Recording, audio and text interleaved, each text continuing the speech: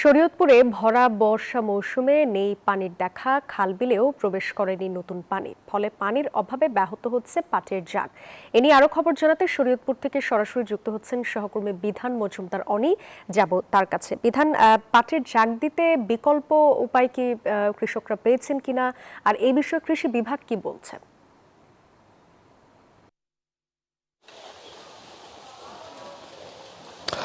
দেখুন সাদিয়া, যদি বলতে হয় আজকে আষাঢ় মাসের 15 তারিখ, অর্থাৎ ভরা যে বর্ষা মৌসুম সেটি কিন্তু চলমান, অথচ যেই নদী নালার যেই পানি সেগুলো কিন্তু এখন পর্যন্ত বিল বা যে কৃষি জমি রয়েছে সেগুলো কিন্তু প্রবেশ করেন। এতে করে সবচাইতে বিপাকে পড়েছে পাট চাষিরা, অর্থাৎ তারা ভালো পানির অভাবে তারা কিন্তু পাট জাগ দিতে পারছে না। আমি যদি একটু দেখাই যে আমার পাশেই কিন্তু একটি ছোট একটি ডোবা রয়েছে, সেই ডোবায় কিন্তু পাট জাগ দেওয়ার প্রয়াস করেছেন এক কৃষক।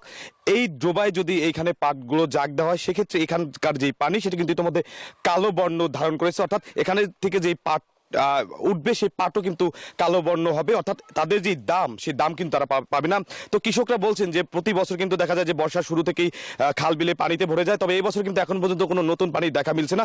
তারা কিন্তু যে পানির সংকটের ফলে তারা মাঠে এখন পর্যন্ত যেই পাট তারা পাট কিন্তু রেখে দিচ্ছে, অর্থাৎ অনেকে কাটছেন, তবে সেগুলো রাস্তার ধারে কিন্তু জমিয়ে রাখছেন, অর্থাৎ ভালো পানির অভাবে তারা পাট জাগ দিতে পারছে না। আমরা কিন্তু ইতিমধ্যে কথা বলেছি কৃষি বিভাগের সাথে, তাদের ভাষ্যমতে শরীয়তপুরে এবার 29,500 হেক্টর জমিতে পাট আবাদের লক্ষ্যমাত্রা ধরা হয়েছিল, আর সেখানে আবাদ হয়েছে 29,700 হেক্টর জমিতে, অর্থাৎ 200 হেক্টর জমিতে কিন্তু পাটের আবাদ বেশি হয়েছে। তবে তারাও কিন্তু বলছেন যে যেহেতু এবছর এখন পর্যন্ত বৃষ্টির দেখা নেই এবং কি কবে নাগাদ বৃষ্টি হবে সেটাও কিন্তু তারা সঠিকভাবে বলতে পারে না। সেক্ষেত্রে দেখা যায় যদি বৃষ্টি না হয় এবং কি নদী নালায় যদি নতুন পানি না আসে, পরিষ্কার পানি না আসে, সেক্ষেত্রে কিন্তু পাটের যেই ফলন বা পাটের যেই রং সেটি কিন্তু ভালো বর্ণ ধারণ করবে, এতে কিন্তু তারা অনেকটাই লোকসানের মুখে পড়বে তারা বলছেন। তো সেক্ষেত্রে তারা সরকারি সহযোগিতা চেয়েছেন, যদি সরকারিভাবে তাদেরকে কোনো সহযোগিতা করা যায় তাহলে কিন্তু যেই কৃষকরা রয়েছে তারা অনেকাংশে ক্ষতি থেকে পুষি উঠতে পারে। পাশাপাশি তারা এখন পর্যন্ত কিন্তু ভরসা করে রয়েছে প্রকৃতির উপরে। প্রকৃতি যদি বৃষ্টি দেয়, বৃষ্টিপাত হয় এবং নতুন পানি প্রবেশ করে, সেক্ষেত্রে কিন্তু তারা ভালো জায়গায় কিন্তু পাট জমিতে তারা পাট জাগ দিতে পারবে, এমনটাই বলছেন কৃষকরা।